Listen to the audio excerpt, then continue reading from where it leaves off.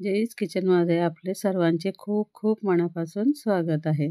आज आपण बनवणार आहोत आरोग्यदायी अशी रानभाजी हादग्याची फुलं। ही भाजी स्वच्छ कशी करायची ते पण मी तुम्हाला दाखवते।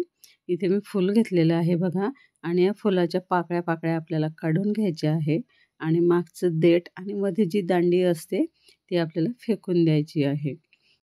ही भाजी खायला खूपच चविष्ट लागते। एकदा नक्की ट्राय करून बघा।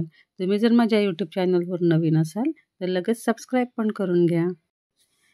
ही भाजी नेत्रविकार, सर्दी, डोकेदुखी, मिरगी, वायुविकार, पोटदुखी तसेच त्वचा विकार आदींवर गुणकारी ठरते।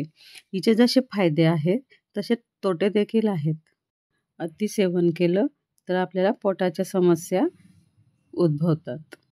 भाजी अशा प्रकारे आपण स्वच्छ करून घेतलेली आहे।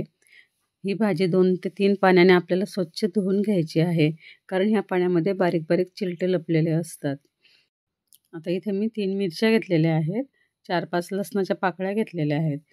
मिरचीचं प्रमाण तुम्ही कमी जास्त करू शकता। इथे मिरची आपण कट करून घेऊ।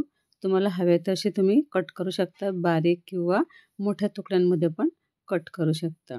लसूण सुद्धा मी बारीक असा कट करून घेतलेला आहे। आता गॅसवर मी पॅन ठेवून घेतलेला आहे। पॅन किंवा कढई तुम्ही काही ठेवू शकता। या भाजीमध्ये तेल थोडं जास्तीचं घालायचं। आता तेल तापलं आहे, जिरं घालून घेतलेलं आहे। त्यामध्ये आता लसूण आणि मिरची पण घालून घेतलेली आहे। लसूण आणि मिरची मी सोबतच घालून घेतलेली आहे। लसूण जिरं छान आता भाजल्या गेलेलं आहे। आता यामध्ये आपण जे फुलं धुवून घेतलेले आहेत ते फुलं टाकून घेणार आहोत। इथं मी हळद घालायला विसरली आहे। हळद घालून घ्यायची आणि मग नंतर फुलं टाकून घ्यायची आहेत। बघा आता मी थोडं साईडला करून घेतले फुलं आणि त्यामध्येच हळद अशी फ्राय करून घेणार आहे। हळद छान भाजली गेली की लगेच फुलं मिक्स करून घेणार आहे। आपल्याला बऱ्याच असे रानभाज्या खायला मिळतात, पण आपल्याला त्याचं महत्त्व माहीत नसतं।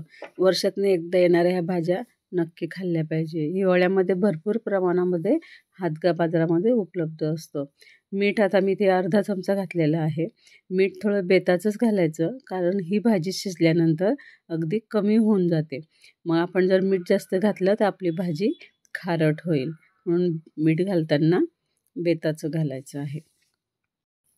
आता झाकण ठेवून आपण 3 ते 4 मिनिटं हिला वाफवून घेणार आहोत आणि नंतर बघा आता आपल्या भाजीला किती पाणी सुटलेलं आहे। हे पाणी आटेपर्यंत आपल्याला भाजी शिजवून घ्यायची आहे। 5 मिनिट आपण परत भाजी झाकण ठेवून शिजवून घेणार आहोत। बघा 5 मिनिटं झालेले आहे। भाजीतलं पाणी पूर्ण आटलेलं आहे।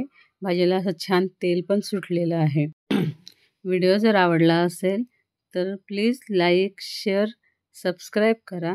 सोबत जे बेल आयकॉन दिलेलं आहे तिथेही प्रेस करायला विसरू नका, जेणेकरून माझ्या नवीन व्हिडिओची नोटिफिकेशन आपल्याला लगेच मिळेल। धन्यवाद।